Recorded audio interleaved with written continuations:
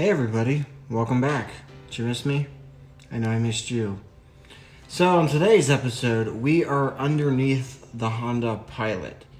I got it jacked up in the air in the garage. We're gonna look around and see what kind of condition this thing's in. I needed to get it up in the air anyway so I could replace the wheel bearing. I also have new shocks for the back and new sway bar end links. I will show you here in a little bit that one of the sway bar end links is broken, so we will get started on that and you can see what the underside of this thing looks like. Stay tuned.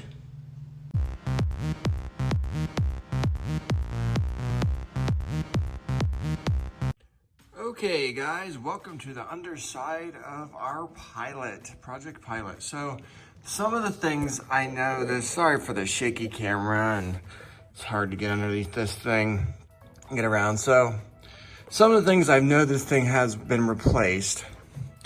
It has a brand new gas tank in it within the last year, I think. It does got a couple, both high pressure brake lines in the rear are brand new. You can see on that side too. You see everything's got a little bit of surface rust and everything, which is normal, I'm thinking, for a 17-year-old car. It looks pretty decent. This side, the passenger side, has the bad wheel bearing. So we'll be digging into that and replacing that wheel bearing as well as the sway bar end links. I think it's the one on this side is broken. Let me see if I can get in there and show you, wiggle it around. Sway bar end link broken off the bottom. We will put a brand new sway bar end link on that and be good to go. We will also put brand new shocks in the back. So we have good brake lines. I did notice under here, let me get a better angle, I'll be right back. Okay, I'm back. Coming in from the other side, I'm on my roller here. So the brake lines on this thing are really nice, actually. They're rubber coated, helps resist them to rust. This high pressure brake line looks really good. The one that's going from this connection right here, as you can see, I just found that is leaking. So we are going to replace the brake line from this connection here, and it jumps over. It's hard to see. Basically on the back side of that, it jumps to another connector just like this. So you're looking at like 12 inches of brake line we're going to be replacing, brand spanking new. So I think that's more than reasonable. So looking at the underside of this thing, excuse me. So looking at the underside of this thing, 17 years old. I mean, it's super, super solid. Besides some surface rust and everything, you see. I mean, this thing looks amazing. I mean, I expect to see stuff like this and that over there. But this is really solid. I mean, that's pretty good. Same, other side's the same exact way. It's got a newer muffler exhaust system on it.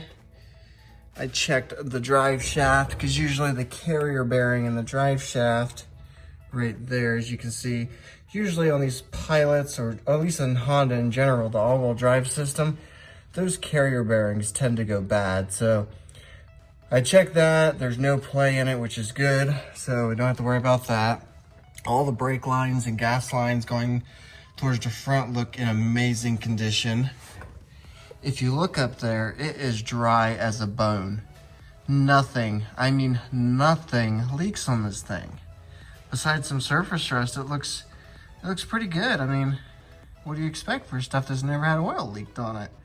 I mean, I'm ecstatic about that.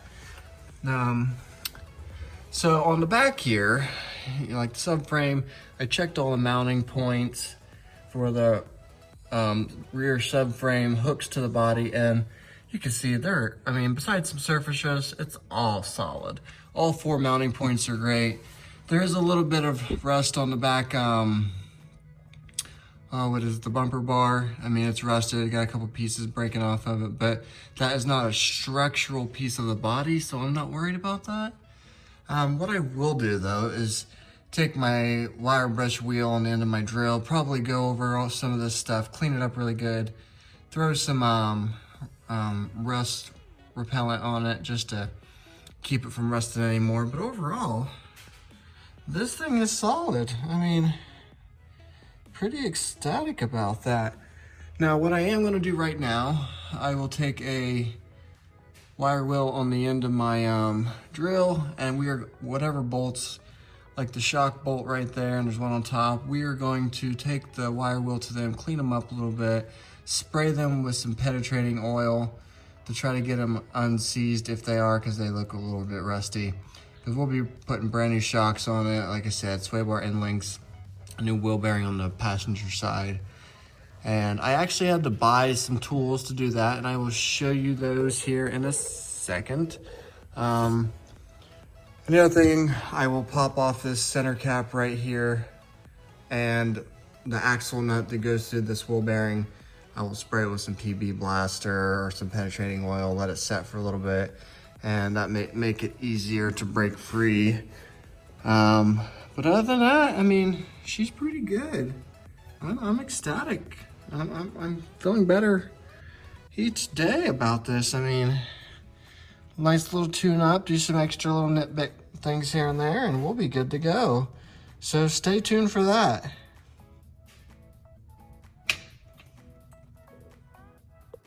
Okay guys, so here is the two tool sets I had to buy. I ordered these off Amazon because I was just gonna rent them from the local AutoZone Advanced or whatever, but they didn't have them. They said, you're gonna have to use a press, and I'm like, I am not using a press for this. So, and these are tools that I'll, need sometime in the future. So this right here is a bearing kit, remover and installer for hub bearings that have to be pressed in and pressed out. So, idea is once you get everything off of there, you are going to put one of these plates on the back of the bearing. Basically, it pulls the bearing into this sleeve on the other side, and basically pulls the bearing out. And then you would reverse it to put it back in. So, there's that one. And to get the hub out of the bearing, I have a slide hammer pull set. So, multiple hub sizes, a slide hammer. It's also got other 3-armed pullers. So, this should make the job a lot simpler. Hopefully, fingers crossed. Fingers crossed. So we are going to get under here and do a little bit of penetrating oil and some wire wheeling. And then I think that's where we're going to leave today's episode. So stay tuned.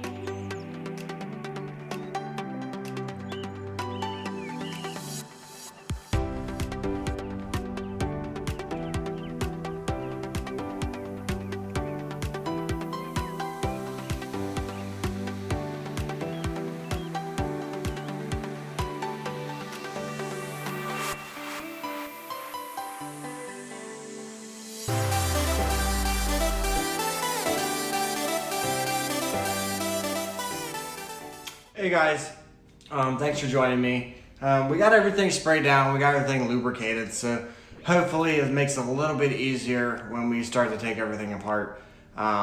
Worst comes to worst, I pull out the old angle grinder and we start cutting bolts off and stuff, and we'll go get new ones.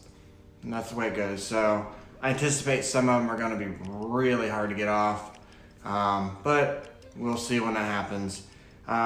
This was a short video, but I want to show some of the progress getting done. We haven't quit working on it. New wheel bearings and stuff are in. I'll show you those in the next episode. New sway wiring links, shocks are in. I'll have to buy another brake line, as you've seen. This one on the passenger side is leaking, so we'll replace that completely brand new. Everything else looks pretty good. I mean, very minimum rust underneath there. The rear subframe, all the mounting parts are really solid. There is some surface rust here in the back, behind the back bumper, but we're just going to spray that with some rust repellent, rust reformer, keep it from rusting anymore. We'll probably take a wire brush over it to clean it up, but it's a 17-year-old vehicle. There's going to be rust on it, and we live in Ohio. And that being said, this is pretty solid for being an Ohio vehicle. What else? After we get that done on the back, I think we'll be okay. We will see how it goes. If you haven't yet, hit the subscribe button. If you like what you see, hit the like button. If you just want to watch me mess crap up, hit the subscribe and like button too. I love my haters just as well as I love my followers, so no shade here.